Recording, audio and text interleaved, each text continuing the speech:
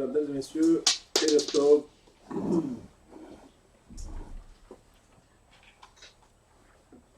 Ce Shabbat, on va lire Parashat Amalek. Dans une semaine, ce sera à Purim, exactement comme ce soir. Et nous allons lire Parashat Vayikra. Il y a trois éléments qui se réunissent dans ce cours, Purim, Vayikra et Amalek. Alors on va essayer d'un petit peu essayer d'approfondir un petit peu exactement ce qui se passe d'abord à Purim. Mishenichnas Adar, Marbim Besimcha. Lorsque le mois d'Adar entre, Marbim Besimcha. On augmente la joie. Marbim Besimcha. Alors la Simcha, c'est quelque chose qui n'est pas bien compris par la plupart des gens, très dénaturé. On pense que danser sur une piste de danse, avec de la bonne musique, c'est être Bessam Simcha. Évidemment, la Simcha, c'est quelque chose qui est très pnimi, quelque chose de très très profond, que rarement nous ressentons. Une vraie Simcha, c'est quelque chose que nous ressentons rarement. Le sujet de ce soir n'est pas de définir la Simcha, même si c'est un sujet très intéressant, mais de bien comprendre ce qui se passe à Purim. Alors d'abord, un petit rappel historique que vous connaissez peut-être, je ne sais pas. Tout simplement, rappelez que nous sommes au moment de Purim à la fin d'un exil. Vous savez qu'il y a 4 exils. Le premier, c'est les Babyloniens. Les Babyloniens, ça c'est terminé déjà, parce que les Babyloniens sont tombés. Ils ont été terrassés par les Perses. Alors nous étions en Eretz Israël. Nous sommes allés en exil à cause de Babylone, Nabuchodonosor, qui nous amenait à Babylone. Et à Babylone, nous habitions là-bas lorsque les Perses ont vaincu les Babyloniens. Et donc, on est passé de l'empire babylonien à l'empire perse. Alors, vous allez me dire, franchement, on s'en fout. On est toujours en exil, on est dans le même pays. Alors, ça change d'autorité. Il y a un autre roi, il y a un empereur qui en remplace un autre. Est-ce que vraiment c'est important, vous pensez? Oui, c'est important. Quelle est la problématique qu'il y a chez les Perses? C'est Ribouy Ha'ana'a, une sorte de gabégie des plaisirs. D'accord? Et il se trouve que les Juifs ont trop profité. Il y a eu trop de Hana'a, trop de plaisirs physiques, matériels. Mais là encore, ce n'est pas le sujet de ce soir, de s'allonger un petit peu sur ce point-là. Ce sera peut-être une autre fois. Mais ce qui nous intéresse, c'est qu'il y a 2 personnages, Achashverosh et Haman. Il ne faut pas confondre, ce sont 2 personnages avec des philosophies très différentes. Achashverosh, c'est le roi de Perse, c'est donc un Perse, un Paras et Madaï. Et Amalek, c'est Esav, mais c'est Esav d'un certain type d'Esav. C'est une partie, c'est pas tout Esav, c'est la partie la plus résistante d'Esav. Amalek, c'est quelque chose d'unique au monde. C'est l'antisémite qui ne sait pas pourquoi il est antisémite. Personne ne le sait, sauf Hachem qui l'a créé. C'est un être viscéralement antisémite, anti-juif, antisémite. Alors pourquoi est-ce que justement on trouve cette, on va dire, 2 personnages, Achashverosh et Amalek et Haman, 2 peuples qui se réunissent, s'unissent contre nous? Qu'est-ce qui se passe à ce moment-là? Alors il faut savoir que la première guerre qu'Amalek a menée contre le peuple juif, c'était entre Kriyat Yam-Souf et Matan Torah. Kriyat Yam-Souf, on est passé la mer, c'est la folie, c'est l'euphorie, c'est la biraque, c'est sortie VIP d'Égypte. Et nous nous préparons à arriver à Matan Torah. Ce que je veux dire maintenant, je pense que peu de gens le savent. Je vous demande d'être très vigilant parce que cette partie-là maintenant que je vais dire, elle est assez peu, on va dire, dite, malheureusement. Je répète, Amalek, il ne vient pas à un moment, on va dire, pris au hasard. Il n'est pas là par hasard. Il y a quelque chose qui se prépare dans l'histoire juive. Et lui, Amalek, il est là pour casser un processus. Ce processus, c'est celui qui nous mène depuis la sortie d'Égypte jusqu'à Matan Torah. Et au milieu de ce processus, lorsque les Juifs sont en pleine, on va dire, préparation à Matan Torah, Amalek attaque. Parce qu'il sait qu'à ce moment-là, il faut attaquer. Il faut absolument que les Juifs n'accèdent pas à quelque chose. On va devenir quoi? Il faut qu'ils bloquent ce processus. Ça doit être bien clair dans votre esprit. Pourquoi ça doit être bien clair dans votre esprit? Parce que c'est le point commun qu'il y a entre l'histoire d'Amalek que l'on va lire ce Shabbat, Amalek qui vient entre le passage de la mer Rouge et Matan Torah, et la venue de Haman à l'époque des Perses et des Mèdes. Il y a une symétrie, un parallélisme à faire entre ces deux périodes. Et ce n'est pas évident pour le commun des mortels de bien percevoir ce point-là. Je cite ici le Halécho, et je vais vous expliquer ce que le Rav a dit. Bon, Hachem, le sens de l'écouter aussi de sa bouche. Il faut bien comprendre ce qu'il veut dire. Il y a un chazal, un Mahamar chazal dans Pirkei HaEchalot. Echalot, c'est écrit par un des grands Tanaïm, un chapitre des Berek HaEchalot, c'est un midrash dans le chapitre 27. C'est écrit que Anshe Knesset Agdola, les hommes de la grande assemblée, je vous rappelle, Anshe Knesset Agdola, ils ont vécu déjà en Babylonie, enfin en Perse, c'était là dans l'exil babylonien. Et ils ont continué leur œuvre en Israël. D'accord, ça a commencé à Babylone, dans l'exil des 70 ans entre le premier temple et le second temple. Il y avait dans cette assemblée la plus prestigieuse qu'il n'y a jamais eu et qu'il n'y aura plus. Très simple, même s'il y a aujourd'hui la Knesset avec 120 travaux Knesset, je suis désolé de vous dire, c'est une très, à part le chiffre, il n'y a aucun rapport entre cette assemblée et celle dont je vous parle. Dans l'assemblée qui s'appelle les Anshe Knesset Agdola, juste pour comprendre, il y avait là-bas des prophètes. Pas beaucoup, on avait 3. Haggai, Malachi, Zecharia, mais c'est des grosses pointures. Et il y avait des personnalités comme Daniel, comme Mordechai,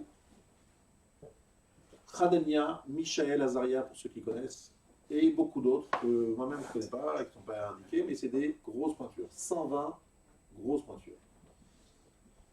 Il faut quand même se rendre compte que c'est eux qui ont organisé notre office, la prière. La prière, elle est organisée par l'Anshe Knesset Agdola, c'est eux qui ont mis en place Shacharit, Mincharit, en tout cas, tel que c'est aujourd'hui, ça existait avant, mais tel que c'est organisé aujourd'hui, c'est les hommes de la grande assemblée. Donc on est à la fin de cette période de l'exil, mais dit le Pirkei Hechalot, chapitre 27, que les hommes de la grande assemblée, ils ont dit à Kadosh Baruch Hu, tu veux qu'on reconstruise le deuxième temple? Niet. On n'est pas là. Pourquoi? Vous, les grands sages et les grandes tzadikim de la grande assemblée, vous ne voulez pas reconstruire le second temple, mais c'est quoi ce bin? C'est pas normal. Vous êtes des tzadikim. Ils ont dit, on est prêt à le faire à condition. Quelle condition? Il faut que tu nous promettes quelque chose. Qu'est-ce qu'il faut que je vous promette? Que tu vous promettes que Yitgalé, que se révèle, Ziva Shel Torah Sheba'al Peh, l'éclat de la Torah orale. Qu'est-ce que ça veut dire Ziva Shel Torah Sheba'al Peh? Alors vous avez compris que Dieu a acquiescé, il a accédé à leur demande, il a dit d'accord, bah, si c'est ça la condition, bah, moi je veux bien qu'on reconstruise le deuxième temple, vous dites que c'est la condition, pas de problème, je signe, je m'engage, il y aura l'éclat, le ziv, l'éclat de la Torah orale. Il faut bien comprendre, la Torah orale, elle a été donnée au mont Sinaï, que ça soit clair. D'accord? La Torah écrite, la Torah orale ont été données au mont Sinaï, que ça soit clair. Sauf que Ziva Shel Torah Sheba'al Peh, l'éclat, la puissance, l'aura, l'éclairage extraordinaire de la Torah Sheba'al Peh n'est apparu qu'à l'époque du second temple. Et les hommes de la grande assemblée, les 120 sages, ont dit, nous ne sommes prêts à construire le deuxième temple que si nous avons un engagement divin sur l'éclat, le développement de la Torah orale. Voilà ce qui était le deal. C'est clair? Très bien. Donc en fait, on est dans un moment crucial de l'histoire juive. Les Juifs vont reconstruire le deuxième Beth Amikdash, et au moment où ils vont reconstruire le deuxième Beth Amikdash, ils vont recevoir la lumière extraordinaire de la Torah orale. Évidemment, à ce moment-là, Amalek intervient. Pourquoi Amalek intervient?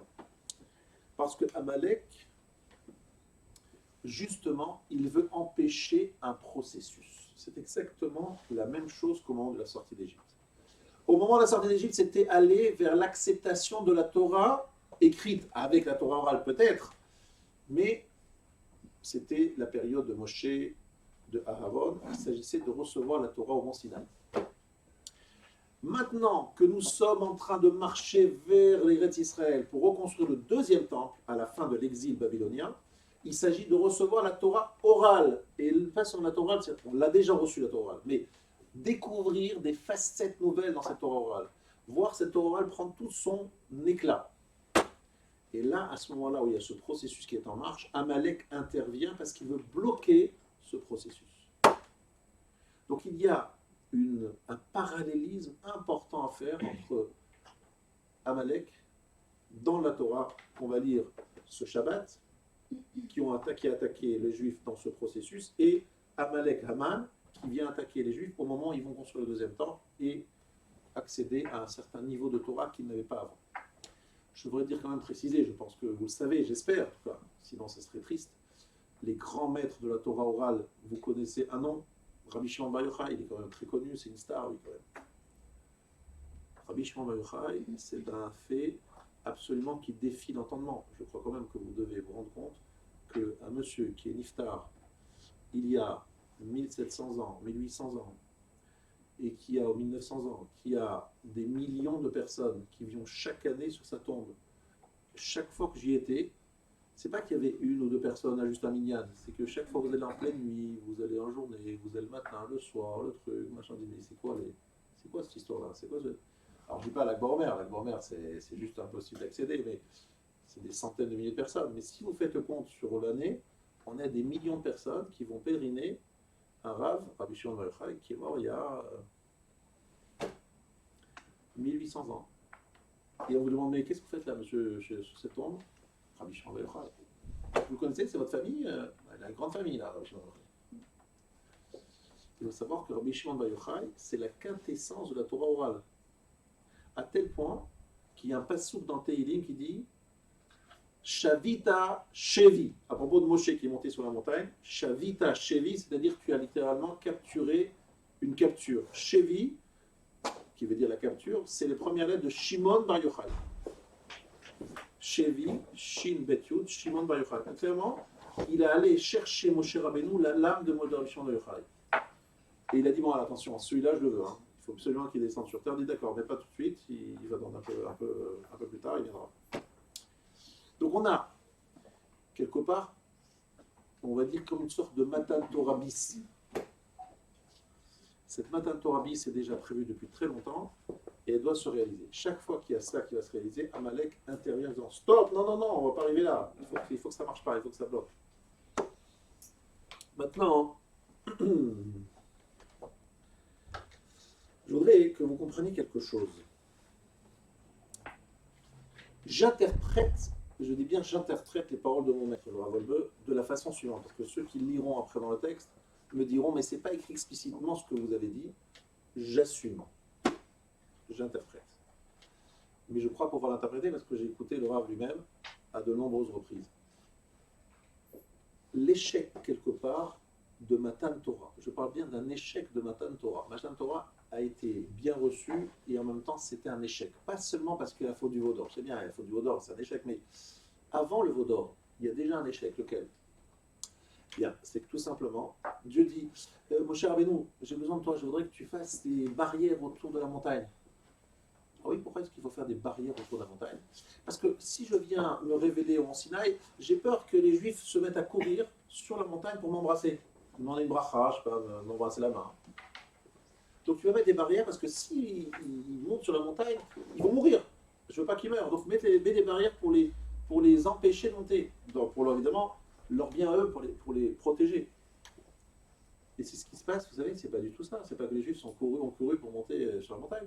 Ils ont couru pour fuir la montagne. Ils sont allés en arrière de plusieurs centaines de mètres parce qu'ils avaient tellement peur qu'ils sont morts de peur. Et morts de peur, pas au sens figuré, au sens propre. Morts de peur. Donc je vous pose la question, mais alors je comprends pas. Pourquoi tu fais mettre des barrières alors que les gens finalement, c'est pas qu'ils ont peur, ils sont il n'y a aucune barrière à mettre. Ils ont tellement peur que c'est pas la peine de mettre des barrières. Réponse, quelque part Dieu nous dit, c'est dommage. C'est pas ce qui était prévu, c'est pas ce qui était prévu. D'ailleurs, même Moshe le dit de façon explicite. Qu'est-ce qu'il dit? On fait dire à Moshe, Itashtem daber at imanu penamut. Parle-toi avec nous de peur que nous allons mourir. Itashtem kochi kenekeva. Vous m'avez affaibli comme une femme. Shenitzta'arti alehem. Verifitem et yadi ki ra'iti shenchem charedim itkarev elav me'ahava. J'ai eu, dit Moshe, de la peine parce que j'ai vu que vous n'allez pas vous approcher de lui avec amour. Pour moi, c'est un échec parce que vous n'étiez pas dans l'amour. C'est dommage, je veux dire, on ne veut plus entendre d'Hachem, on veut entendre de Moshe. Franchement, Moshe, c'est pas du tout la même chose qu'Hachem. C'est pas la même chose. On veut entendre, vous aurez dû dire, ah non, pas du tout, Moshe, on veut écouter de la Kadosh Baruch Hu. Ah, c'est pas évident. Et d'abord, pourquoi c'est pas évident? Pourquoi vous n'avez pas l'amour? Pourquoi vous n'êtes pas en train de courir sur la montagne? C'est quoi cette peur, cette crainte? Quelque part, Amalek a refroidi. Amalek a touché quelque chose qui a fait que le peuple juif ne prend pas la Torah comme il aurait dû le prendre avec amour. Il la prend dans la crainte. La Kabbalat Torah est, malheureusement, c'est pas un échec total. Ils ont reçu la Torah. Et Dieu dit, finalement, c'est bien, ils ont eu peur. Mais Moshe est déçu. Et Hachem dit, ne sois pas déçu. Finalement, c'est pas mal qu'ils ont eu peur. On a l'impression que c'est un peu, on va dire, bon, c'est pas si grave, on fera avec, mais c'est pas l'idéal. En tout cas, Moshe dit clairement, je suis déçu. Il le dit clairement. Qui le dit? À quel moment? C'est dans Vaïtrana. Il dit, mais pourquoi vous avez refusé d'écouter Hachem un peu plus? Vous aurez écouté les 10 paroles. On ne serait pas le même, c'est que le peuple juif ne serait pas la même chose. Si on avait écouté les 10 paroles, on ne serait pas comme ça ici, comme on est aujourd'hui. Pourquoi? Parce que chacun, vous parlez à un juif, je vous demande, est-ce que vous pensez que si vous prenez un juif pas pratiquant en Israël ou en France, et vous lui dites, écoute, monsieur, je voudrais vous demander quelque chose, s'il vous plaît, prenez-moi un Sefer Torah, déchirez-le en morceaux et sautez dessus. Faites-moi plaisir, s'il vous plaît. Vous ne pouvez pas le faire? Sinon, je ne peux pas, franchement, je ne peux pas. Mais vous êtes pratiquant? Non, non, je ne peux pas pratiquer. Franchement, je vous dis franchement, j'ai peur. Hein. Franchement, je ne voudrais pas. Et quel problème? Non, non, je ne sens pas, monsieur Romain, je vous remercie, mais ce n'est pas pour moi. Laissez faire. Quelque part, dire un juif, abjure, blasphème, déchire un Sefer Torah. Non, peu de juifs auront le courage de le faire, d'accord? Même des juifs pas pratiquants. Parce qu'au fond de nous, on a tous entendu Anochi Hashem Elokecha. On l'a entendu de notre oreille. Lo yelecha Elohim acherim, tu n'auras pas d'autre Dieu, on l'a entendu aussi. Par contre, Zachor Atu Shabbat Ekadsho, souviens-toi du Shabbat, on n'a pas trop entendu, c'était Moshe qui a parlé. Dieu a parlé à Moshe. Donc comme on n'a pas entendu en direct, c'est moins marqué en nous. Et donc il faut parler aux gens en disant, je suis pas Shomer Shabbat, ah non, oui, il faut une négociation compliquée. On n'est pas Shomer Shabbat. Ça veut dire que les fondements de la Emouna, même si c'est un peu superficiel, quelque part c'est pas superficiel, parce que si superficiel que ça, on a vu des gens dans l'histoire donner leur vie sur les bûchers, dans les pogroms, dans les croisées, de façon incroyable, des gens qui n'étaient pas spécialement des fervents religieux, parce que quelque part c'est en nous. Et ça c'est ce que Matan Torah a fait parce qu'on a écouté les 2 paroles. Mais les 8 autres, on ne les a pas entendus, c'est pas la même chose, c'est pas aussi marqué à l'intérieur de nous, c'est pas aussi fort à l'intérieur de nous. Bien. Écoutez bien, pour qu'on ne va pas se disperser, on va essayer vraiment sur le sujet, on a quelque chose de très important à transmettre ce soir, il faut qu'on aille jusqu'au bout. Donc on est en train de dire qu'il y a un parallélisme à faire entre la sortie d'Égypte, qui doit déboucher sur Matan Torah, où Amalek met les bâtons dans les roues, il attaque, il est défait, c'est vrai, Mais quelque part, il a refroidi. Il a posé des questions, il a remis en question, il y a une certaine faiblesse. Bon, c'est embêtant ça. Il faut qu'on répare la chose, il faut retrouver. Qu'est-ce qui se passe? Vient une deuxième Matan Torah, c'est à Purim. Qu'est-ce que ça veut dire qu'une deuxième Matan Torah? Purim, les gens ne comprennent pas toujours ça, mais moi je l'ai compris un peu plus tard, c'est vrai. Matan Torah de Purim, c'est la chose suivante. Imaginez-vous, on va prendre un exemple très concret pour que vous compreniez ce que ça veut dire Matan Torah de Purim. C'est qu'à Purim, il y a eu ce qui s'est passé. L'année d'après, il y a un rabbin qui a dit, écoutez, messieurs, c'est un rabbin qui s'appelait Mordechai, et la rabbinite s'appelait Esther. Bon. Elle a dit, voilà, messieurs, je vous demande, à partir d'aujourd'hui, tous les Purim, vous allez faire le Michté, Megillah, etc., etc. Qu'est-ce que nous, on aurait dit si un rabbin moderne, il avait demandé ça? On aurait dit, bon, écoutez, bon, peut-être, on verra, peut-être, si ça nous vient, ça ne vient pas, peut-être oui. On ne l'aurait peut-être pas accepté. Mais à cette période, tout le monde a écouté Mordechai et Esther. C'est pas évident, vous savez, nous, aujourd'hui, on voit Mordechai et Esther comme étant des géants. Mais vous savez, lorsqu'on vit avec les géants, on ne les voit pas comme ça. Lorsqu'on est contemporain, et qu'on les côtoie, et qu'on voit que c'est des hommes de chair et de sang, on dit, ouais, Mordechai, Esther, ouais, Rav Esther, Rabbanit Esther, mais bon, franchement, c'est pas la même chose. Nous, aujourd'hui, on ne peut pas imaginer de ne pas écouter Mordechai et Esther, on est d'accord? Et c'est parce qu'on ne vit pas à leur époque. Mais lorsqu'on vit à leur époque, oui, les choses sont mal. Je peux vous dire déjà, moi, qui ai vécu avec certains de l'Israël, aujourd'hui, je vois comment les gens respectent. Ah oui, tu étais avec celui-là, mais lorsqu'il était vivant, il y avait plein de gens qui passaient à côté en disant, bon, tu dis, bon, peut-être celui-là, allez, bon, c'est bien, c'est quelqu'un de bien, mais c'est vrai que lorsqu'on prend du recul, on voit des fois la grandeur d'une personne beaucoup plus lorsqu'il n'est plus là que lorsqu'il est là. C'est comme ça la vie, c'est malheureusement la nature humaine. Donc je vous dis, Mordechai et Esther qui disent aux gens, messieurs, Mordechai il est devenu Premier ministre. Donc vous savez ce qui s'est passé, il est devenu Premier ministre, les gens commencent à dire, ah non, non, il fait de la politique. Le rabbin fait de la politique. Il y a une partie du Sanhedrin qui a dit au Mordechai, ça y est, hop, dehors on ne l'accepte plus, c'est plus le rabbin, c'est plus machin. Il devient un homme politique, Premier ministre de Achashverosh. Il est exclu. Les gens commençaient à le remettre en question. C'est pas nouveau ça, c'est déjà de l'ancien ce problème. Ça veut dire qu'en fait, aujourd'hui, Mordechai et Esther, qui sont clairement pour nous le Mordechai, le Moshe Rabbeinu de l'époque, de son époque, pour les gens de son époque, c'était pas évident. Et pourtant, les Juifs, ils ont accepté Purim, et jusqu'à aujourd'hui, Purim, personne ne remet en question. Purim, personne ne dit, bon, peut-être pas Purim, oui, Purim, on ne sait pas, on va faire, on va pas faire. C'est très, très, très répandu. Ça veut dire qu'on est arrivé à prendre sur nous une takana, un décret de notre Chachamim, avec joie et avec enthousiasme, et avec une unité extraordinaire. Par qui? Par un rabbin qui est venu, Mordechai Esther, c'est magnifique. Ça veut dire que quelque part, on est arrivé à une certaine maturité, et cette maturité nous fait accéder à la Torah avec joie et avec amour, ce qui n'a pas été le cas au moment de Matan Torah. Pourquoi c'est comme ça? Parce que le Haman de la période, qui est donc Amalek, qui a voulu bloquer le processus, il a été complètement neutralisé par Mordechai et Esther, mais complètement, entièrement, à 100% neutralisé par Mordechai et Esther. Ils l'ont complètement mis à terre. C'est-à-dire que Haman, au moment de Mordechai et Esther, c'est pas seulement quelqu'un qui vient nous empêcher quelque chose, c'est plus que ça, c'est quelqu'un qui nous a rendu un énorme service. Je me demande si on va faire un Michéber sur Haman à la synagogue. Pourquoi un Michéber sur Haman? Peut-être une Ashkava, d'accord? Pas parce que Haman, il a voulu nous faire du bien. Haman, il nous a fait un bien énorme. Et où c'est écrit? Une Mara dans Megillah, page 14. Amar Rabbi Abba Barkana, Gedola, Hasarat Atabat, Yoter Merbaim Ushmona Neviim, et Sheva Neviot, Shenitnaou Lahem Israël. Vous savez que les Tunisiens, ils aiment bien le chiffre 55. Le chiffre 5 en général, lorsque c'est 55 encore plus, c'est 555 encore plus, mais là, vous allez voir que le chiffre 55, faites peut-être posez des questions à vos amis, vous verrez que 55 diront, vous dites, qu'est-ce que représente le chiffre 55? Eh bien, c'est un chiffre qui représente, dit la Gemara, 48 prophètes hommes et 7 prophétesses. 48 plus 7, c'est 55. C'est le nombre des prophètes qui ont prophétisé au niveau du clan d'Israël, au niveau de l'assemblée d'Israël. Il y en a en tout 55, pas plus. Alors, il y avait beaucoup plus de prophètes, hein, que ce soit clair. Il y a eu même 1 200 000 prophètes, hein, que ce soit quand même clair, en un an.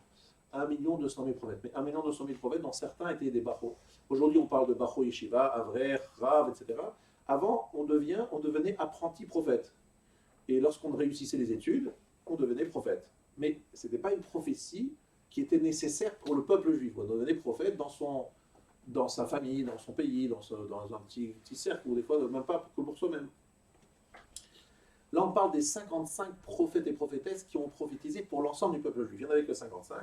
Et dit la Gemara dans Megillah, ils ont prophétisé. Kulan le mutav. On ne les a pas écoutés. On ne les a pas écoutés, ça n'a pas servi. Mais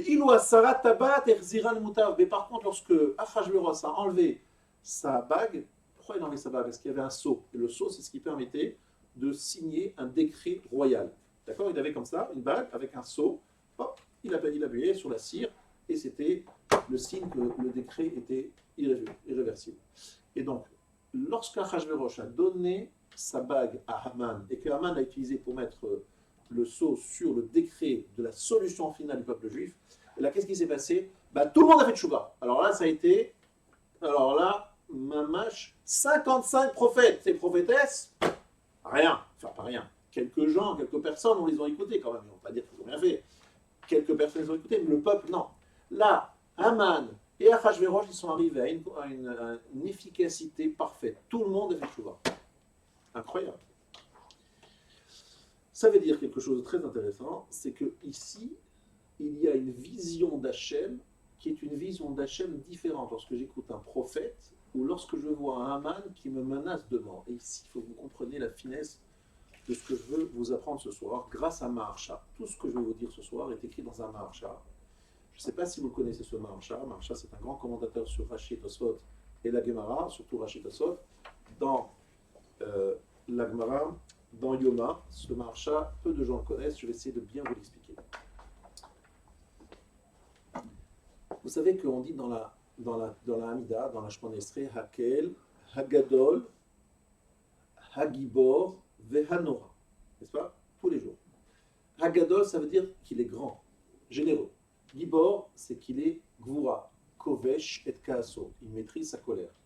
Et Nora, redoutable. Et redoutable, c'est-à-dire qu'en fait, il est attirant, on a envie d'aller vers lui, mais en même temps, lorsqu'on se rapproche de lui, on a peur de lui, on s'éloigne. C'est comme si vous avez une personnalité que vous appréciez beaucoup, vous voulez vous rapprocher de lui, donc vous allez vers lui, puis lorsque vous êtes en face, vous dites, oh là là, j'ai un peu peur là, je ne me sens pas, j'ai honte, je suis gêné, et hop, vous allez en retrait, puis après, oh non, j'ai envie quand même d'aller près de lui, puis vous revenez. Bon, ce mouvement d'aller-retour qu'on appelle Nora. Le peuple juif, donc Akadosh Baruch Hu, il est Gadol, généreux, Gibor, qui prend le dessus, et Nora, il est redoutable. Les Anshei Knesset Agdola, ils ont dit, écoutez, bon, franchement, il y a les Goyim qui sont dans le Beth Amikdash en train de faire des choses catastrophiques, ils ont détruit le Beth Amikdash, ils sont dans le Saint des Saints en train de faire les Averot et pire, et on va faire Akel, Agadol, Agibor, Vehanora, le Dieu redoutable, le redoutable, il n'est pas redoutable du tout, regardez ce qui se passe dans le Beth Amikdash. Donc ils ont effacé, ils ont dit, non, ça y est, on enlève ça. Ni Gadol, ni Gibor, ni Nora. Et là-dessus, vous connaissez tous cette Gemara dans Yoma qui nous dit qu'en fait, ça a été remis en place par les Anshei Knesset Agdola. Mais pourquoi les Anshei Knesset Agdola l'ont remis en place, cette phrase? Alors écoutez bien, parce qu'il faut comprendre ça avec finesse. Adrava, ils ont dit au contraire, Zoïk Vorotav, voilà la force de Dieu. Chez Kovesh et Titzro, il maîtrise son Yetzara, sa colère. Chez Noten Erechapaim la Rechaim, il subit, il est longanime pour les mécréants. Velouen Norotav, en quoi il est redoutable? Shilmale Morao, Heach Umachat Echolal Kaim Venaumot. Comment un peuple peut-il tenir devant tous les peuples? Moi, très franchement, je me pose souvent une question, et je pense que vous ne réalisez pas qu'en vérité, il y a 1,5 milliard d'Arabes dans le monde, peut-être plus déjà entre le moment où j'ai commencé à parler et maintenant, il y a déjà beaucoup plus. Il y a tous les jours énormément d'Arabes en plus. Les Juifs, vous avez remarqué qu'on est assez stable. On augmente un peu, mais franchement, on n'est pas très nombreux. Donc il suffirait qu'un tout petit nombre d'Arabes, même des Arabes israéliens, simplement se soulèvent avec des bâtons et qu'ils marchent sur Jérusalem, sans armes. Simplement, sans armes, on serait mort. Ils sont partout, ils sont très nombreux, il suffit qu'ils marchent. Qu'est-ce qu'on va faire? On va tuer encore des milliards de... C'est pas possible, on ne peut pas. Qu'est-ce qui se passe? Ils ont en eux les boules. vous leur demandez, mais on a peur, on a peur. On a peur de quoi? Vous êtes fous, quoi? De peur de quoi? Vous êtes très nombreux. Allez-y tous ensemble, unissez-vous et on est mort. Donc. Non, on a peur. Ils ne le disent pas, ils le savent pas, mais ils ont les boules. Ils vont dire, non, on a peur, on a peur. Alors les gens, ils pensent que c'est le problème de Tsahal, parce qu'il est puissant, le Mossad, je ne sais quoi. C'est tout ça depuis des milliers d'années. Ils ont peur. Ils ont une certaine ils redoutent, parce que le nom d'Hachem est sur nous, Akadosh Baruch Hu nous protège. Sans cela, on n'existe plus. En 2 secondes, on n'est plus là. Donc, où est le côté redoutable d'Hachem? Comment un peuple peut-il résister parmi les peuples? C'est-à-dire, dit la Gemara, elle continue, c'est comme s'il y avait un agneau entouré de 70 loups. Combien de temps va résister cet agneau à côté de 70 loups?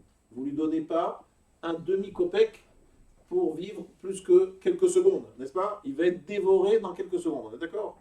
Bien, nous, on est un agneau et eux, ils sont 70 loups. Vous faites comment? On est toujours là. Et alors, les loups, ils n'ont pas faim, peut-être? Non, ils sont très fins, les loups. Et l'agneau, c'est nous, on est là. Ça veut dire qu'en fait, Rabota, il faut bien réaliser ce que est en train de dire. La Gévoura d'Hachem, c'est le fait de laisser place aux mécréants. Et là, le côté redoutable d'Hachem, c'est d'avoir donné, distillé dans la tête de tous les non-juifs qui nous détestent, une crainte du peuple juif. Le peuple juif est craint parce que quelque part, si nous sommes encore là aujourd'hui, c'est qu'ils ont un peu peur de nous. Mais pas de nous, de lui, qui lui met son nom sur nous. Vient le Maharsha. Il nous dit la chose suivante.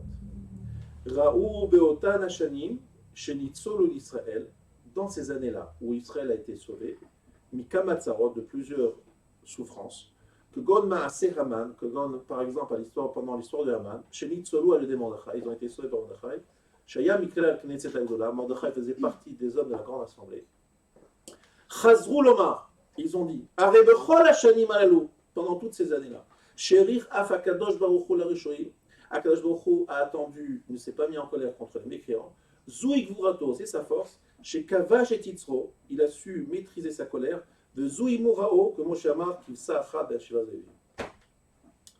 Grâce au miracle de Purim, les hommes de la grande assemblée ont décidé de remettre en place Hakel, Hagadol, Hagibor et Adora. Ça, c'est le marché. Maintenant, quelle est l'explication du marché? Il faut que je vous explique ce que ça veut dire. Ce n'est pas des phrases en l'air. Je vais vous expliquer. Là, je vous ai dit justement les mots du Maharsha. Mais qu'est-ce que le Maharsha veut dire? C'est quoi le message? À l'époque, le Beth Amikdash existait. La grandeur d'Hachem était visible à travers l'apparition de Dieu dans le Beth Amikdash. Vous allez au Beth Amikdash et il est là. Depuis que le Beth Amikdash n'existe plus, la présence d'Hachem est perçue d'une façon totalement différente. C'est que Akadosh Baruch Hu attend et ne punit pas les Réchaïm tout de suite. Mais quel est l'intérêt? Quel est le but? Eh bien, comprenez bien. Grâce à Haman, c'est bien que je reviens à grâce à Haman, qu'est-ce qui s'est passé? Hachem lui a donné une certaine liberté, une certaine ouverture, il a laissé faire. Eh bien, Haman, en ressentant cela, il s'est permis de s'attaquer au peuple juif. En s'attaquant au peuple juif, il a créé une menace. En créant une menace, il a ébranlé le peuple juif. En ébranlant le peuple juif a fait teshuva. Donc quelque part, Akadosh Baruch Hu nous a rendu service en ne se mettant pas en colère contre Haman, en lui laissant libre cours, parce que vous savez que Haman, en faisant les choix qu'il faisait, rendait service à l'histoire du monde. Parce que Haman était devenu un acteur de Dieu, un agent de Dieu. Vous entendez ça ou pas? Hachem a utilisé Haman pour faire avancer l'histoire. Incroyable. Mais comment est-ce qu'il a pu utiliser Haman? Parce qu'il n'a pas puni Haman, il ne s'est pas mis en colère contre Haman, donc Haman a pu agir. Et en agissant, il a fait ce que je viens de décrire, c'est-à-dire il a été plus efficace que 55 prophètes. Ensuite, Nora Otav, nous les Juifs, on se dit, mais comment on a résisté à Achashverosh Haman? Incroyable. La présence d'Hachem qui nous protège, ça nous a donné une proximité d'Akadosh Baruch Hu incroyable. Je voudrais vous dire, lorsque l'on regarde la Shoah, certains disent, où était Dieu dans la Shoah? Et moi je vous dis, comment ça se fait qu'on est encore là avec la Shoah? C'est une autre façon de voir les choses. C'est qu'il y a un Dieu qui protège. Tout le monde sait qu'il a fallu d'un fil, c'était un fil, pas grand-chose, pour que les nazis maîtrisent le monde entier sans possibilité de retour. C'était vraiment, ceux qui connaissent un peu l'histoire, ils savent que c'est pas grand-chose. Pas grand-chose, hein. Leur chute est due à pas grand-chose. Et je voulais vous dire quelque chose ici ce soir. Toute l'histoire de Purim, nous allons la relire autrement maintenant. Et vous allez vous comprendre qu'en fait, cette histoire de Purim est un moment de révélation divine incroyable, mais une révélation divine exactement à l'inverse de celle de la sortie d'Égypte. À l'inverse. Tout à fait différent, d'une approche totalement différente. Mais à l'inverse, mais complémentaire. Et surtout, complémentaire, mais surtout celle qui doit nous accompagner jusqu'à la fin des temps. Et c'est pour cela que c'est urgent que je vous explique ce que je vais expliquer maintenant. Et urgent que vous écoutiez ce que je vais vous dire maintenant. Lorsque je parle de Haman, qui est l'agent de Dieu, je voudrais vous citer un Avraham Avinu. Avraham Avinu, il a écrit un livre qui s'appelle le Sefer Yetzira. Sefer Yetzira, c'est un livre de Kabbalah que je ne vous recommande pas du tout. Pourquoi je ne vous recommande pas de le lire? Parce que vous n'allez rien comprendre. Mais il y a des choses qu'on peut comprendre que je vais ici vous révéler ce soir. Avraham Avinu, il dit que chaque mois de l'année, il y a quelque chose de particulier dans chaque mois. Ça, c'est pas un grand chidouche, sauf qu'il donne les particularités de chaque mois. Et lorsqu'il arrive au mois de Hadar, Avraham Avinu, il dit, vous savez, c'est quoi la fonction humaine qui est la plus, on va dire, épanouie pendant le mois d'Hadar? C'est tzrok. Tzrok, ça veut dire le rire. Vous avez étudié un peu de philo, vous savez combien de pages ont été écrites sur ce qu'est le rire, qu'est-ce qui représente le rire pour la philosophie moderne. Eh bien, je vais vous dévoiler ce que c'est le rire selon la Torah. Tzrok, c'est le mois de Hadar. Pourquoi c'est tzrok? Qu'est-ce qui fait rire? Pourquoi vous riez? Je vois quelqu'un dans la rue, avenue Charles de Gaulle, à Neuilly. Il est là, son costume, 3 pièces, avec cravate. Il est nickel de nickel. Les chaussures brillent. La cravate, toute neuve. Le costume, dernier cri. Il a coûté 2500 €, sur mesure. Ce monsieur marche dans la rue et il se prend une peau de banane. Il s'étale en pleine rue, avenue Charles de Gaulle. Il est méconnaissable. Catastrophe. Catastrophe. Tout est sale. Et tout d'un coup, bizarrement, ça donne envie de rire. C'est plus fort que nous, c'est pas risible, franchement, le pauvre, il s'est pris une banane, mais il est vraiment, c'est une réaction naturelle, n'est-ce pas, de rire. Pourquoi? Parce que vous voyez quelqu'un qui marche, vous dites, oh là là, quelle classe, machin, il va consigner un contrat juteux, il a un rendez-vous avec un patron, c'est sûr, et puis donc vous voyez la suite de l'histoire, et tout d'un coup, bon, il y a une coupure, quelque chose d'inattendu, vous riez. Je vous raconte une histoire drôle, vous attendez une fin normale, qui est prévisible, et puis tout d'un coup, non, coupure, je vous donne une fin qui est absolument pas prévisible, vous rigolez.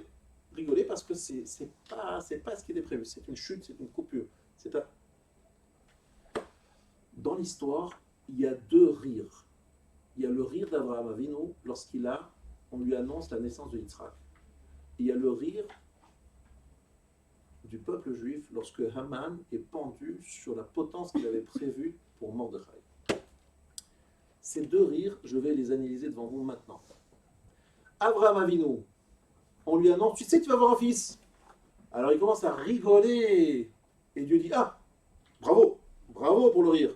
Tu vas appeler ton fils Yitzhak. Ça veut dire que c'était un rire cachère. Sarah, elle rit. Attention, Sarah, attention, hein, avertissement. Carton jaune. Puis elle rit.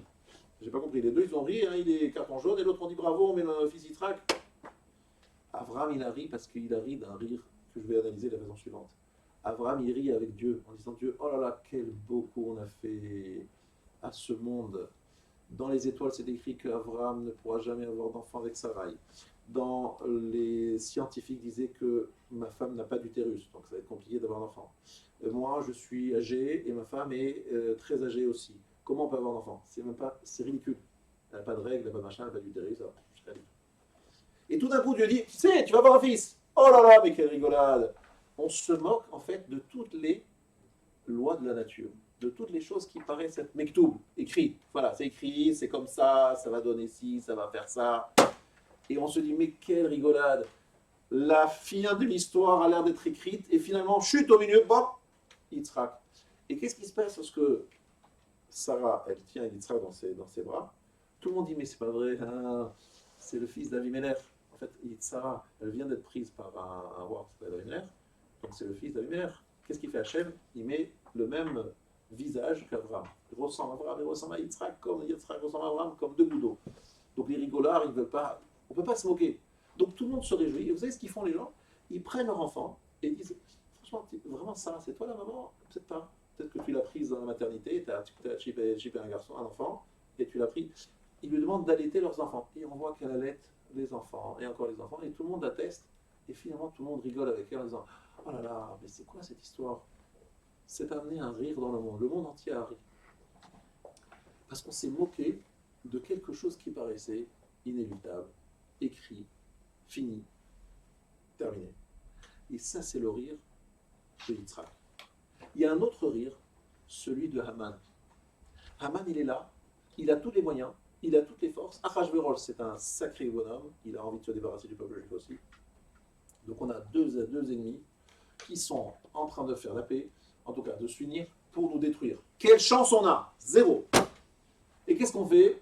On prie pendant 3 jours, on jeûne pendant 3 jours, c'est Pessah, et finalement, au mois de Hadar, c'est le renversement. Vena Forou. Et qu'est-ce que c'est? On rigole, on rigole. Ah, regardez, c'est les non-juifs qui devaient a priori nous tuer, mais sinon c'est nous qui les tuons. Ah, c'est rigolo ça. Parce que l'histoire avait l'air d'être écrite comme ça, puis finalement, il y a une chute. Voilà les deux rires. Le mois de Hadar, c'est le mois où on doit rire. Mais pas rire bête, rire jaune, rire idiot.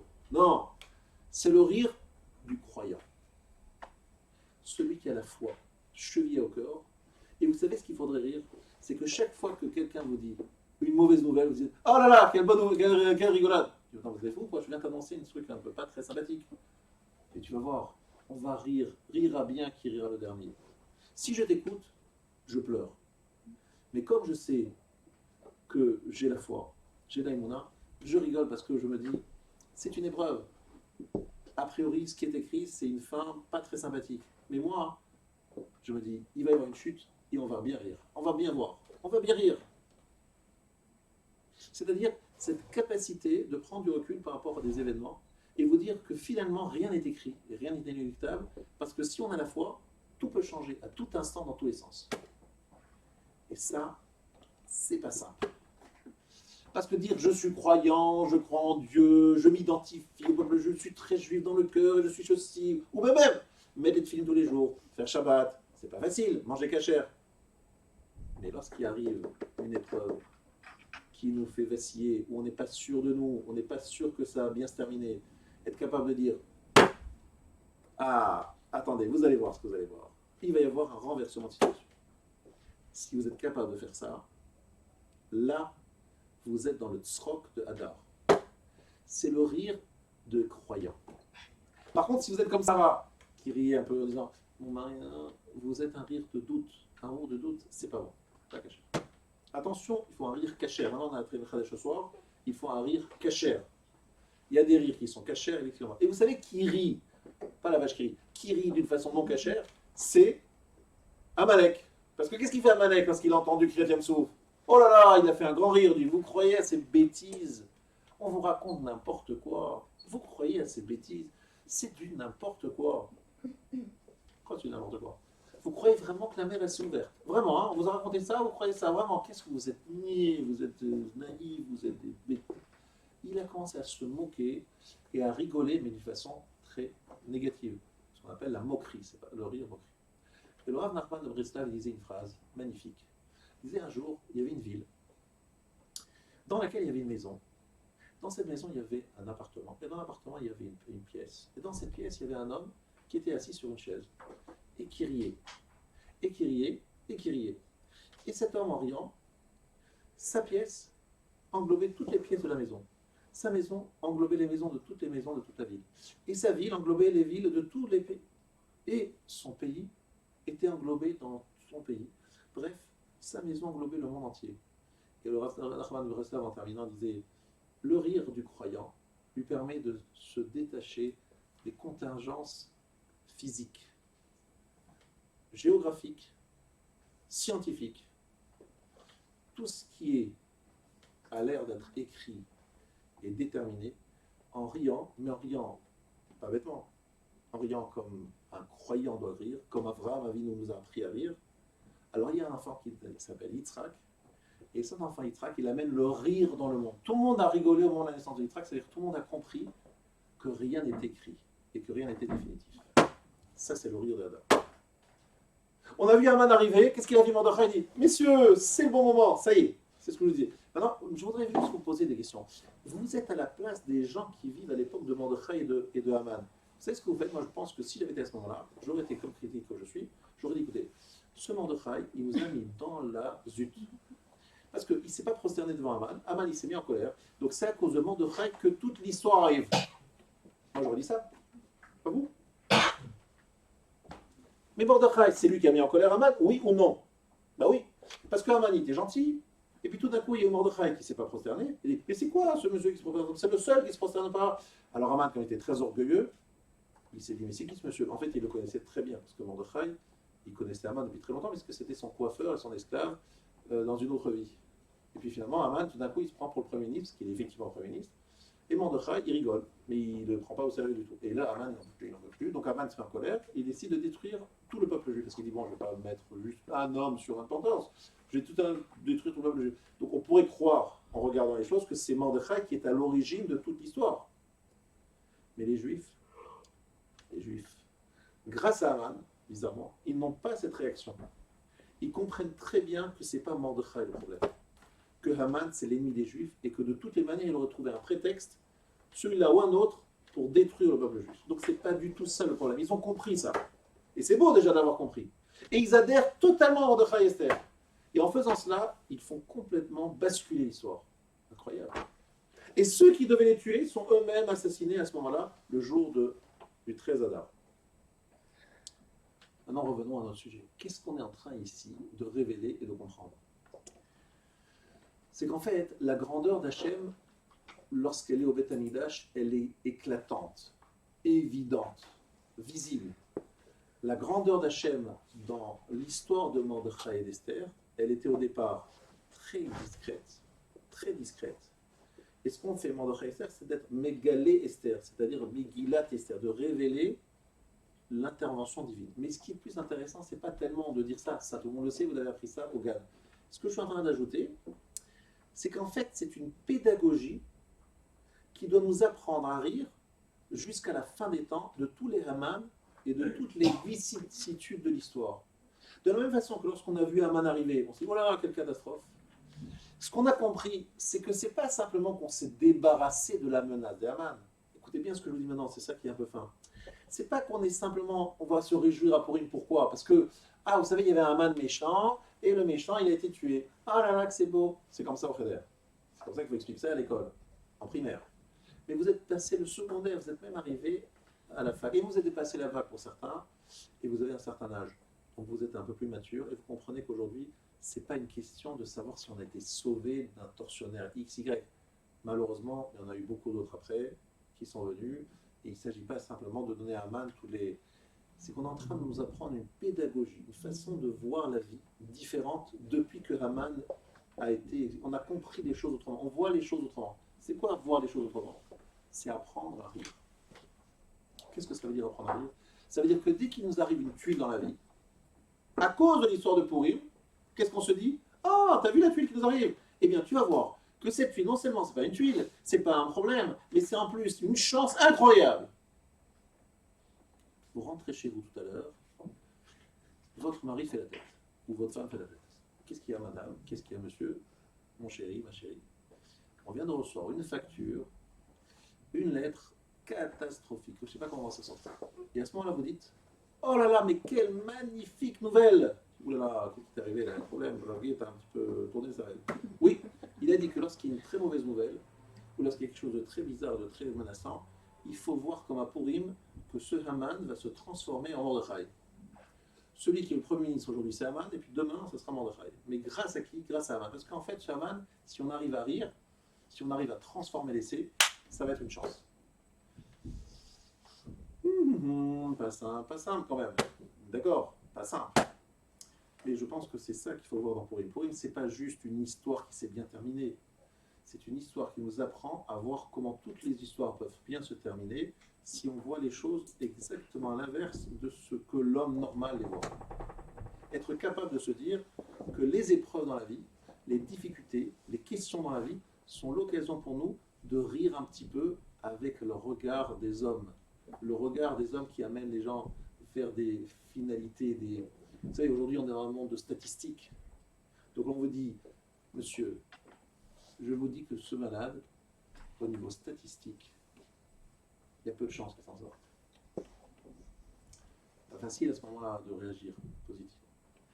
Monsieur, votre société, il y a peu de chances qu'on la sauve. A priori, c'est le dépôt de billets.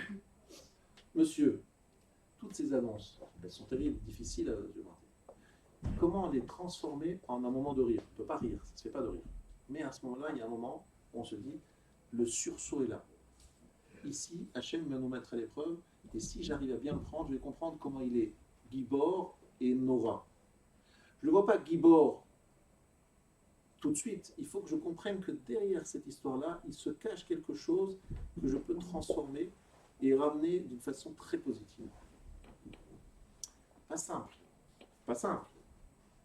Écoutez-moi bien. Là vient la deuxième partie de mon shiur. S'installe la deuxième partie de mon shiur. La deuxième partie de mon shiur, justement, c'est de vous expliquer la place qu'a l'éclat de la Torah orale aujourd'hui par rapport à la Torah telle qu'elle était comprise et enseignée par les prophètes. Et ça, je vais vous révéler quelque chose que je ne pense pas que vous sachiez. Vous savez. Je vous rappelle ce que j'ai dit au début du shiur en préambule. Je vous ai dit que lorsqu'il s'agissait de construire le deuxième Beth Amikdash, eh bien, les Anshei Knesset Agdolei ont dit on ne reconstruira pas le deuxième Beth Amikdash. Pourquoi? Parce qu'on sait qu'il va être détruit, ou parce qu'on n'a pas envie, ou parce que je cite cela. On veut des engagements clairs. Qu'est-ce que vous voulez comme engagement? On veut que la Torah orale soit pleine de lumière. Qu'est-ce que ça veut dire, une Torah orale pleine de lumière? On veut que Rabbi Shimon Bar Yochai descende sur terre. On veut que Rabbi Akiva descende sur terre. On veut que Rabbi Meir descende sur terre. On veut des gens qui nous montrent que la Torah, c'est de la puissance, c'est de la lumière, c'est de... Bon, d'accord. Mais attention, ça ne va pas se révéler comme la prophétie. Il va falloir prendre des pages comme ça, des écrits, les étudier, les analyser, poser des questions, s'opposer, marloquet, rayot, bref, toute une démarche fastidieuse. Mais le jour où on aura dépassé cette démarche fastidieuse, on découvrira que cette fatigue, elle nous a permis de révéler une lumière qui était cachée. Elle était cachée, mais elle était là. On ne la voyait pas. Toute la démarche de la Torah orale, Rabotai, il faut bien que vous compreniez ça, ça n'existe pas. Un monsieur qui a la Torah infuse quand il s'agit de la Torah orale, ça n'existe pas. Il faut bosser. Et bosser, ça veut dire une yegia, et un effort, ça veut dire tout simplement creuser pour faire apparaître quelque chose. L'exemple que j'ai cité plusieurs fois ces derniers jours, c'était l'exemple d'une braise. Vous savez que la Torah, elle est écrite en encre noire sur du parchemin blanc. Et si vous voulez mettre du violet, vous dites voilà, je vais écrire un Sefer Torah en violet, en rose fuchsia, ou je voudrais peut-être mettre chaque lettre dans une autre couleur. Facile aujourd'hui, techniquement parlant. Sauf que c'est totalement pas caché. Votre Sefer Torah, vous pouvez le jeter. Ah, mais pourtant, il est caché, il y a toutes les lettres. Oui, sauf qu'elles ne sont pas en noir. Pourquoi est-ce qu'il faut que la Torah soit écrite en noir sur du blanc? La réponse donne le Ramchal. Il dit, parce que la Torah doit être comparée aux braises. Pourquoi la braise? Parce que les braises, lorsque vous les voyez, il n'y a rien. C'est tout là. C'est quoi ce truc-là? C'est un peu chaud, bon, mais bon. Vous soufflez dessus, il y a une flamme qui sort. D'où vient cette flamme? Votre souffle, le vent, l'air qui rentre dans la rue, fait ressortir une flamme. Un juif qui voit la Torah dit oh, c'est noir là, il n'y a rien. Bon, c'est rien de spécial. Hein. Puis vient un commentateur de la Torah, vient Rabbi Shimon Bar Yochai, il dit vous avez vu ce qui est écrit dans cette lettre-là? Il y a des secrets de la Torah. Et il vous fait un shiur, il dit oh, mais c'est pas possible quoi, tout ça dans cette lettre. Il fait jaillir une flamme dans quelque chose qui paraissait complètement fermé, inerte, mort. Tout d'un coup, une flamme éclairante, plein de chaleur qui apparaît. C'est ça un beau shiur. Rabbi Shimon Bar Yochai qui dit je vais souffler sur les braises. C'est la Torah orale qui est la Torah donc le souffle de la bouche qui va se rentrer en contact avec le noir, la braise, et qui va faire apparaître des lumières. C'est ça la Torah orale. Mais ça ne se fait pas facilement, c'est un travail. Il faut souffler, il faut bien souffler. Pour souffler, ça veut dire qu'il faut travailler, approfondir. Et à ce moment-là, apparaît une lumière. Ça veut dire que la présence de Dieu se cache derrière un voile noir qui peut paraître totalement, qui n'y a rien derrière. Il n'y a rien derrière parce que c'est noir, c'est mort. Eh bien, Rabotai, c'est le monde dans lequel nous sommes, qui est un monde qui paraît illisible. Si on s'investit un peu, on voit qu'il y a derrière une autre lecture, que les événements, on peut les lire différemment. J'aime rappeler un événement qui m'a marqué, semble-t-il, parce que je me rappelle souvent. Il y a des années, le Rav Sitruk Zichrono Livracha, mon beau-père, il m'a dit, tu sais, Chirac, il m'a appelé. Il dit, monsieur le grand rabbin, je voudrais que vous m'expliquiez quelque chose. J'ai parlé à Bush, président des États-Unis. Je lui ai dit, mais dites-moi, monsieur Bush, pourquoi vous voulez faire la guerre en Irak? Il n'y a pas de truc chimique là-bas. Il n'y a pas de. On sait, vous savez, au fond, vous savez, il n'y a pas d'arme chimique. Pourquoi vous voulez faire le BINS là-bas en Irak? Qu'est-ce qu'il y a? Il lui a même prédit, il lui a dit, tu sais, vous allez voir, vous allez faire ça, vous rentrez dans un guêpier, ça va être Qatar. Il lui a dit, Dieu m'a demandé. Il dit, pardon, monsieur Bush, je suis inspiré, je me sens que c'est quelque chose qui est plus fort que moi, je dois le faire. Je sens que je dois faire, c'est une mission que je sens. Alors je ne sais pas s'il a dit le mot Dieu, s'il a osé le dire à Chirac, en tout cas, ça voulait dire clairement. Monsieur le grand rabbin, qu'est-ce que vous pensez? C'est une folie, qu'est-ce qui vous prend, monsieur Bush? En vérité, qu'est-ce qui se passait dans vous savez aujourd'hui que toute l'histoire du monde a basculé, est en train de basculer, vous n'avez pas vu la fin. Je ne veux pas vous dire ce qui va se passer, parce que je n'ai pas le droit de le dire, hein, ça va, bon, je ne la connais pas non plus, je vous rassure. Mais ce que je veux dire, c'est que cette décision-là, elle a des conséquences incroyables, inimaginables. L'attaque, il y a des années de l'Irak a changé et a transformé, bouleversé le Moyen-Orient, et ça n'a pas fini de le bouleverser. Et donc, une décision qui clairement n'était pas motivée par une raison rationnelle. Parce que les plus proches de Bush lui disaient, et pas seulement Chirac, disaient, monsieur Bush, il n'y a aucune raison d'attaquer l'Irak. Il n'y a aucune raison. Il n'y a pas d'armes chimiques. Et lui disait, il faut y aller. Il faut y aller. Il y allait. Et jusqu'à aujourd'hui, personne ne comprend, et surtout tout le monde comprend que c'était a priori une très grave erreur stratégique, puisque c'est un pays qui est aujourd'hui complètement livré à lui-même. Ça veut dire quoi? Vous avez compris que la géopolitique, ça ne m'intéresse pas, ce n'est pas le sujet d'aujourd'hui. Ce que je suis en train de vous montrer, que si on pouvait lire avec d'autres lunettes l'histoire du monde, on pourrait revoir Purim d'une façon incroyable. Je voudrais vous raconter une histoire que j'ai vécue moi-même. Je me trouvais en 91 en Israël.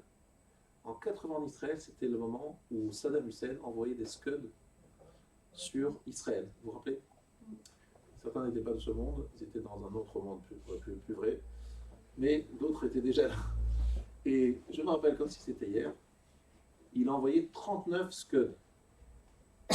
Et je me vois, le jour de Purim, en train de danser dans le Beth Hamidrash à Jérusalem. Ça y est, le jour de Purim, c'est le 15 Adar, c'est pas le 14.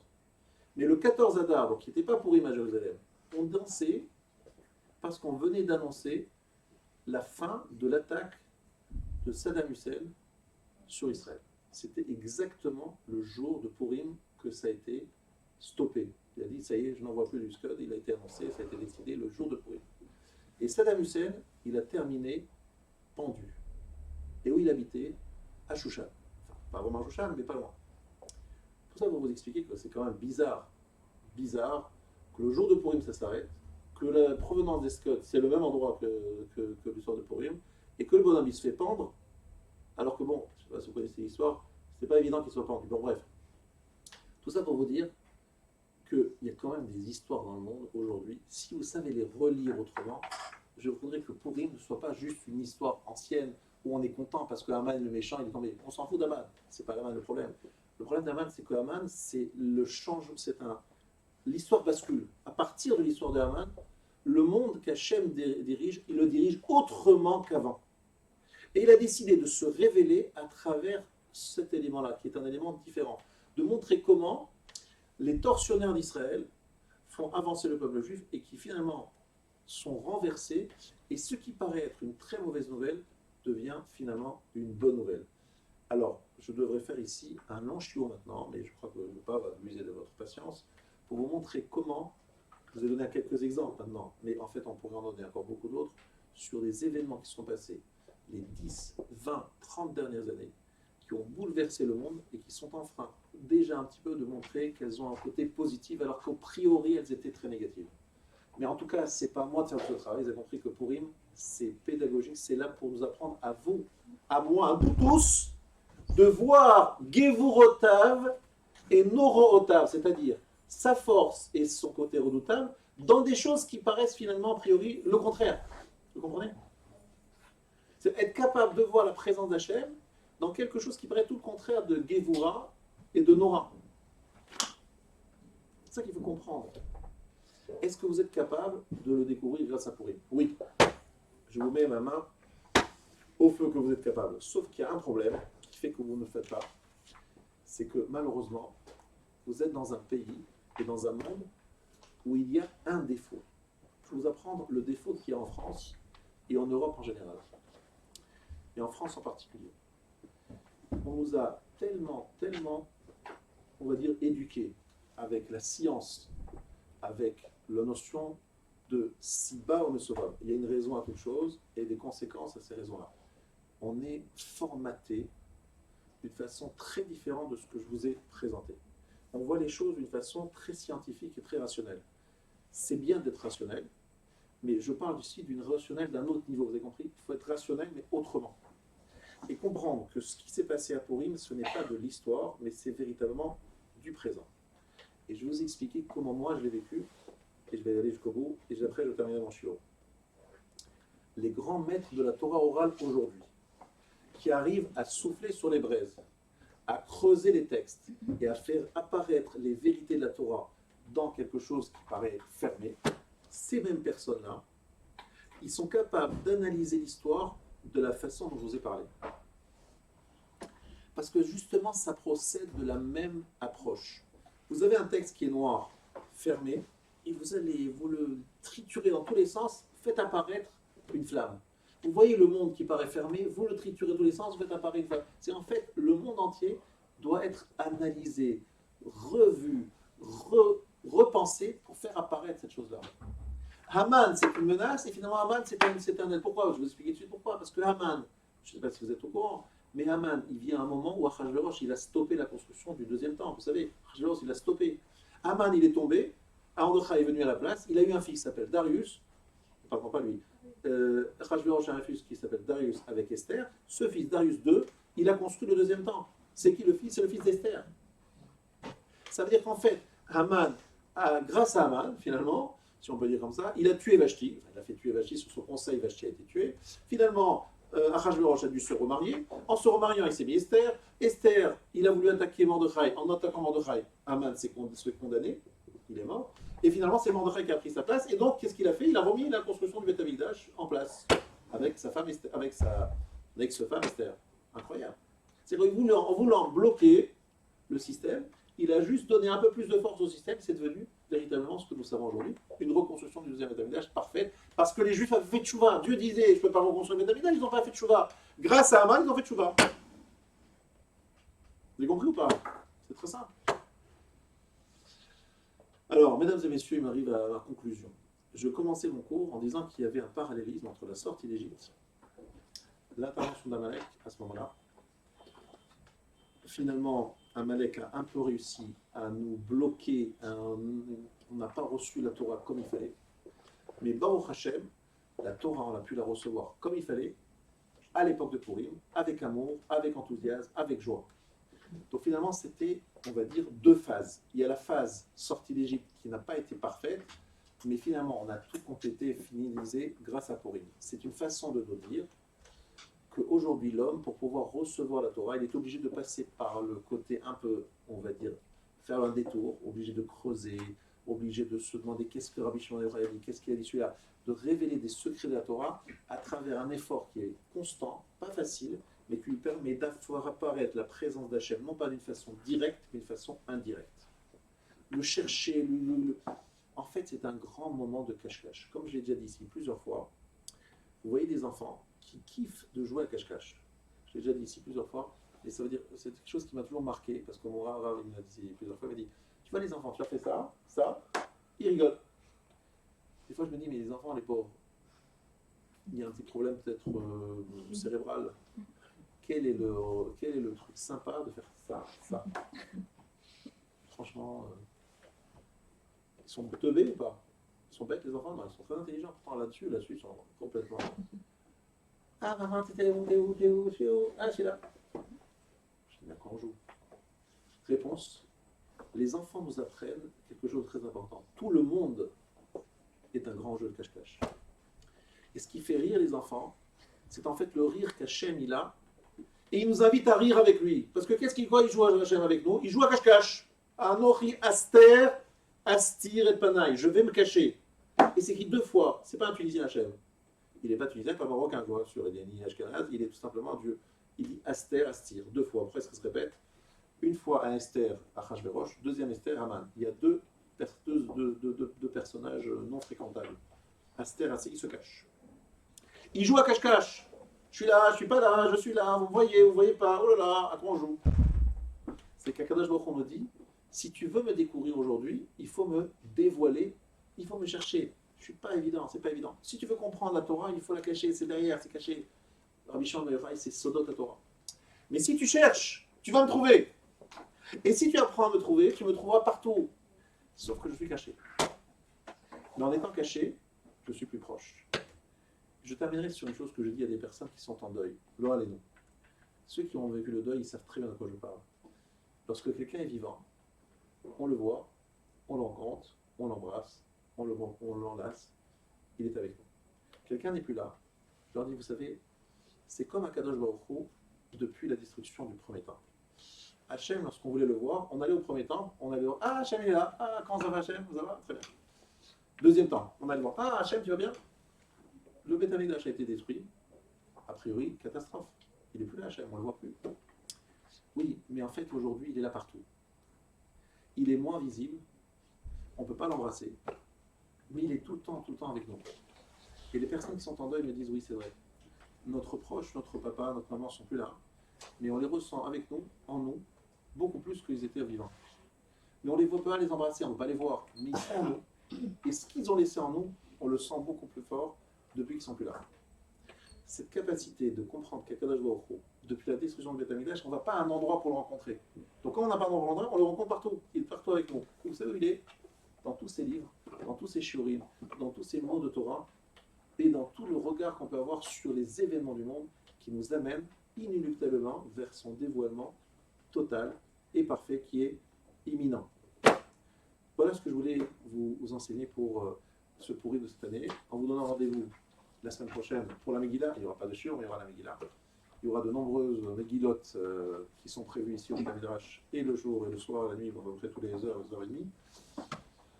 Et ceux qui veulent aller au Mishté, vous êtes invités à vous inscrire très rapidement pour participer au Mishté. Vous avez sur la table le programme.